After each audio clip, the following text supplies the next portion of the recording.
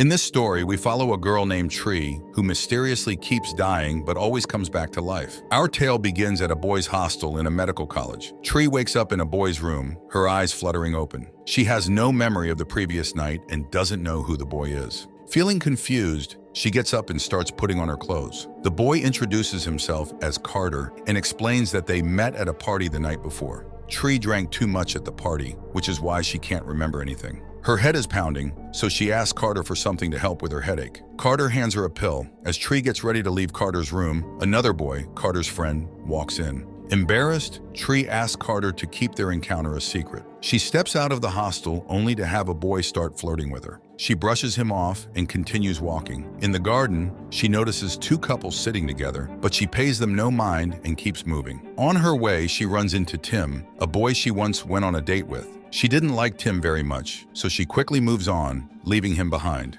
Tree eventually reaches her hostel and heads to her room, where her roommate Lori is waiting. Lori mentions that she saw Tree at the party last night, noting that Tree drank too much and acted foolishly. Then Lori brings out a small cake. She discovered from Tree's driving license that today is Tree's birthday, so she made a cupcake for her. However, Tree, concerned about her diet and not wanting to gain weight, throws the cupcake in the trash. Next, Tree heads to her university's hospital. She is secretly having an affair with her professor, Dr. Gregory, who is married and cheating on his wife. Later that night, Tree is planning to attend a party at her university. She gets ready and leaves, encountering several boys along the way who try to flirt with her. Ignoring them all, she continues on her path. Among the boys is one wearing a teddy bear mask who starts following her. As Tree walks further, she finds a small box on the ground, playing the Happy Birthday tune. Thinking it's a prank from a friend, she is taken by surprise when the masked boy suddenly appears and attacks her with a knife. She tries to escape, but collides with a barricade and falls. She screams for help, but the masked boy catches up and stabs her in the head, killing her. Afterwards, suddenly, Tree's eyes open again in the same room of the boys' hostel. Carter is standing in front of her, just like before. Tree thinks it was all just a bad dream, but soon realizes something strange is happening. The same events start to unfold, just as they did the day before. Tree gets out of bed,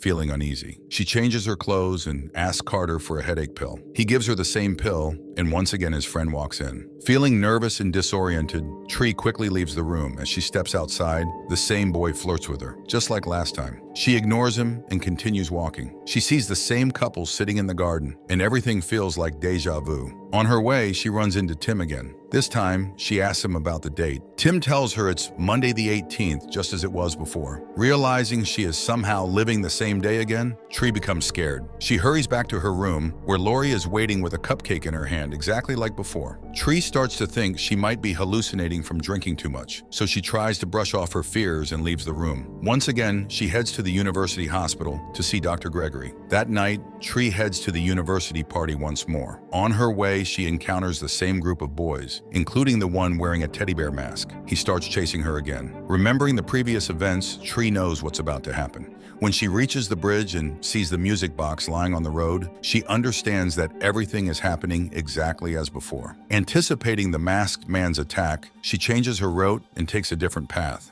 Tree arrives at the party location, but it seems empty. As she turns around, the man in the teddy mask suddenly appears. Frightened, Tree throws a punch, knocking him to the ground. Just then, the room lights up, and she realizes her friends had organized a surprise birthday party for her. The boy in the teddy mask is revealed to be part of the surprise. Relieved, Tree starts enjoying the party, convinced that her previous experiences were just illusions or dreams. A handsome boy named Nick, who was the one she punched earlier, approaches her. He invites her into a room and Tree follows him. They start enjoying themselves, but suddenly, another person in a teddy mask enters and attacks Nick, killing him with a knife. Tree, distracted by her phone and the loud music, doesn't notice the attack. When she finally turns around, she sees the masked figure standing in front of her. Thinking it's Nick playing a prank, she moves closer, only to find Nick's lifeless body on the ground. The masked man lunges at her, knife in hand, and Tree realizes she is in real danger once again. Then a drunk boy stumbles into the room. Tree starts screaming, begging for his help, but the boy, thinking Nick and Tree are just having fun, laughs and leaves them alone. The murderer takes this chance to kill Tree again. Once more, Tree's eyes open in Carter's room. Terrified, Tree realizes she's trapped in the same loop. She gets out of bed, and the same events unfold. She sees Carter's friend, then heads outside where the same boy flirts with her. She spots the same couple in the garden. This time, Tree panics and runs straight to her room, telling Lori everything. Lori just laughs, thinking it's all a joke, unaware that Tree is telling the truth. Determined to stay safe, Tree decides to stay in her room and not go out. She secures her room, making sure no one can get in. She sits on her bed and starts watching TV to distract herself. Suddenly, the TV turns off by itself. Tree notices a birthday card on the table. It's from an unknown person, but it has the same teddy mask on it. Hearing noises from the bathroom, Tree grabs a hammer and cautiously moves towards the bathroom. Just as she reaches the door, the TV turns back on, startling her and breaking her concentration. In that moment of distraction, the killer wearing the teddy mask jumps out from the bathroom and attacks her. Just like before, Tree is killed again. Tree's eyes open once again in Carter's room. By now, it's clear that Tree is trapped in a time loop. She realizes that to escape, she needs to survive the entire day. This time, Tree is overwhelmed with fear and hugs Carter tightly. She asks him for help and explains everything that has been happening to her. Though Carter finds it hard to believe, he agrees to help her because he secretly likes her, a fact he hasn't shared with her yet. Carter suggests Tree make a list of her enemies, but this proves difficult because Tree has made many enemies due to her behavior. She starts naming them, many of whom are boys she has flirted with or dated. Hearing this, Carter becomes upset and accuses Tree of always looking for new boys. Tree snaps back, reminding him that he also took advantage of her when she was drunk. Carter quickly denies this, explaining that he brought her to his room because she was too drunk and that he slept far away from her, not touching her at all. Hearing this, Tree feels a warmth towards Carter. She realizes he genuinely cares for her and didn't take advantage of her. This revelation creates a soft spot in her heart for Carter, and she starts to like him too. Carter advises Tree that she must confront each of her enemies, knowing that she might die many times in the process. However, by doing this, she will eventually uncover the identity of her killer and break free from the loop. Tree makes a list of all her enemies and begins spying on their houses, determined to find her killer. She starts with Tim, but after watching him for a while, she discovers he's gay. This removes him from her list of suspects. She then moves on to the rest of her enemies, spying on them one by one. During her investigations, Tree dies many times. Each time she wakes up in Carter's room, the day resetting itself. Only Tree remembers what happened, so she has to explain everything to Carter again and again. Every time she tells him their story, that they are friends and that she is stuck in a time loop. After experiencing these deaths repeatedly, Tree becomes more relaxed and even a bit reckless. Once she roams the city without clothes, knowing no one will remember her actions after her death. Despite her many deaths, she always wakes up in Carter's room. One day, after another death, Tree wakes up in Carter's room, but collapses from exhaustion. Carter rushes her to the hospital, where Dr. Gregory examines her. The scan reveals something shocking. While Tree's external body shows no injuries, her internal organs are severely damaged. Dr. Gregory is baffled by how Tree is still alive with such severe internal wounds. He warns her that her body is growing weaker and she doesn't have much time left. Tree, realizing the urgency, starts running away from the hospital. She searches for Dr. Gregory's car keys, but instead, she finds a teddy mask in his drawer. Her heart races as she thinks Gregory might be the killer. Just then, Gregory appears, and behind him, the same masked man emerges. To Tree's shock, the masked man stabs and kills Gregory, proving Gregory wasn't the murderer after all. Terrified, Tree starts running away from the killer. She grabs Gregory's car keys, jumps into his car, and speeds away. As she drives, a police officer starts chasing her for speeding. Desperate for safety, Tree comes up with a plan. She tells the officer that she is drunk,